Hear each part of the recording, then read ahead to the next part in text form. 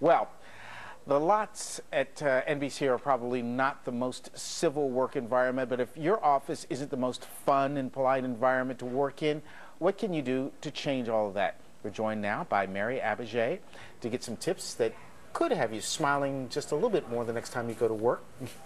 I need to hear this. Mary, thank you so much for being with us. Thank you for having me. Give us tip number one. Tip number one, bad manners are bad for business. Bad behavior is bad for the bottom line. So organizations have to start taking the quality of workplace interaction seriously.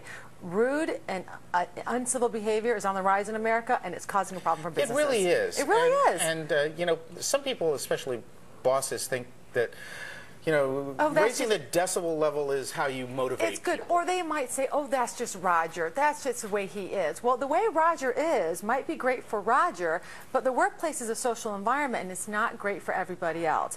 80% of Americans think incivility is a big problem, and 60% think it's a big problem in the workplace. So organizations, managers, and leaders have to start taking this seriously. So if you're confronting that on the workplace, what is the best way to get to somebody who can bring an end to it, who can stop that behavior? It needs to start at the top. So if you really want to get serious about workplace incivility and really get serious about creating a more productive, healthier, positive workplace, a couple things you have to do. First of all, you have to create a no-tolerance policy, and this starts at the top. And that means the leaders themselves have to take a good, hard look at how they're interacting, because we, subordinates, model our behavior after the leaders. If it's okay for the chief to do it, then we're going to do it. So that's thing number one. Look, no zero tolerance policy, and look inside. Secondly, you have to train employees on what civility looks like. Believe it or not, people don't even know what civility is anymore. Train people on how you want them to interact in the office. And thirdly, you have to stop excusing and hiring people who are really rude, because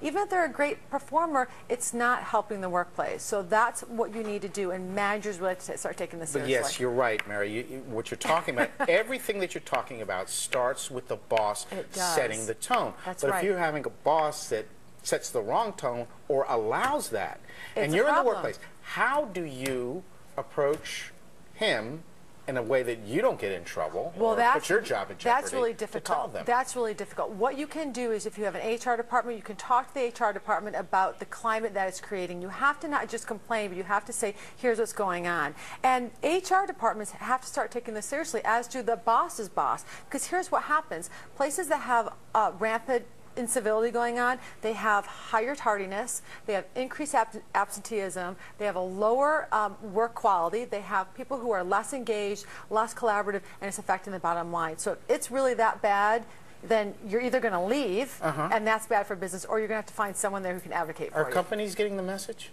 Some are. Actually, some really are, and some really aren't. Because the problem is, a lot of the really the rudest people are really good performers. And that's why that behavior is excused. Why is that? Do we know? We don't know if there's any natural correlation, but I think if you're a high performer, then you kind of have a little God complex, and no one holds you accountable because your bottom line is good, but your behavior isn't. And we have to start calling people on behavior and performance. Okay. How do you call someone? Worker to worker. Worker to worker. I'm rude to you. How do you tell me? How do I call you out? Yeah, in a way that it's not going to turn into a fight in the newsroom. I might say, Horace, could you say that again? Because it struck me as kind of rude. So I would call you out on the impact. Wow, that had kind of a negative impact on me. Let me understand what you're really trying to say. So you could call them out. Or you could do it in a funny way and say, a lot of times what happens is people don't say hello walking down the hall. I might be like, hello, Horace, how are you? You can just be direct. You don't want to combat rudeness with rudeness, but you can just clarify and let them know the impact. And it makes a difference. Horace, when you yell at me, I feel really bad, and it makes me want to kill you or something. As opposed to saying, Horace, you yelled at me, you're a terrible person. Yeah. We shouldn't be yelling at each other. No, you shouldn't. We should be apologize. Assertive but respectful. I'm sorry.